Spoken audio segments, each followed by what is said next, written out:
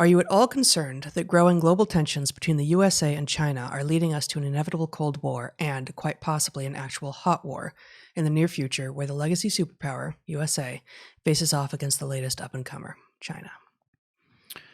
Yes. In fact, I'm not even sure that the political discord that we find ourselves running into is not being seeded or amplified by some of our enemies who have recognized that we have set ourselves up for failure, and that if they stir the pot at this moment, we may well do ourselves in and save them the trouble. So yeah, it's the new crypto warfare. It's the new crypto warfare, and we would be very wise.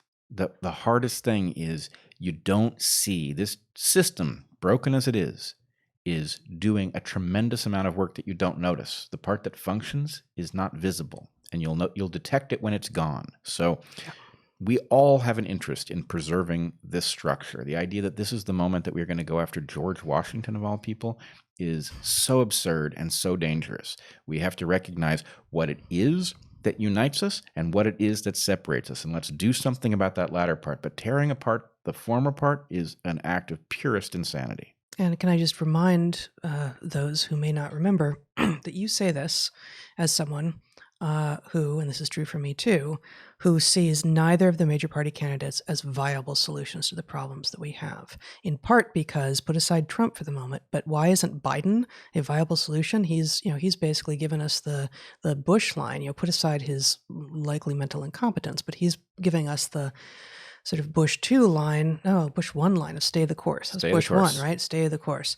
And you have been arguing for decades that the many parts of the course are broken. So it is not that you think that everything is fine. This is not a Voltairean, a Candide-like universe in which everything is going along just fine. But the fundamentals of the system, which are working, are invisible to those who are complaining that the entire thing must be burned down. And it is very like quitting smoking. The fact is, this is a terrible time to have to figure out what to do, but it keeps getting worse. So as bad as it is now to have to figure out how to rescue ourselves from two non-viable candidates, you don't want it to be worse. And it is not the fault of people who have been telling you this election after election. It's not our fault. The fact that you're finally listening, that is not on us. Yeah. And I guess one more thing about this. I was thinking about the distinction between Cold War and Hot War, which made a lot of sense, I think, as a distinction to make up through the late 80s or so when the Cold War nominally ended. But the crypto war that can go on, the war of information that is now possible at all moments in all places, actually doesn't care if the war is also otherwise cold or hot. So that will continue regardless. And that means that the boundaries between these things are even harder to determine.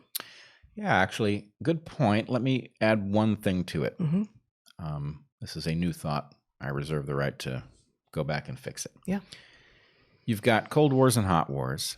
You've got something we call terrorism. Terrorism is the hijacking of your fight or flight reflex to get you to harm yourself. An enemy that can't harm you uses terror to get you to harm yourself. Same way that it might get your immune system to compromise you if it can't outright hurt you.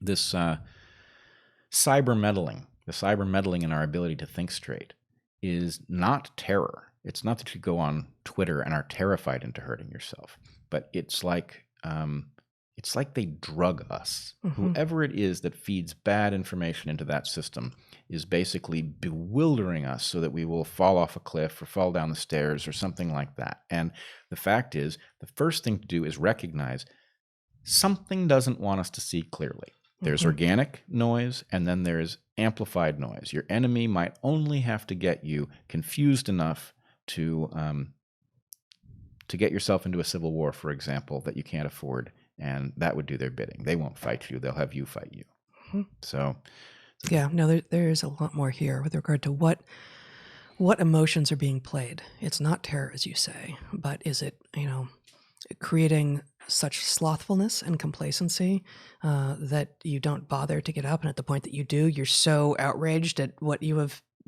been led to believe that you then spill into the streets and destroy statues of George Washington. Is there no middle ground left possible when it's this kind of information war?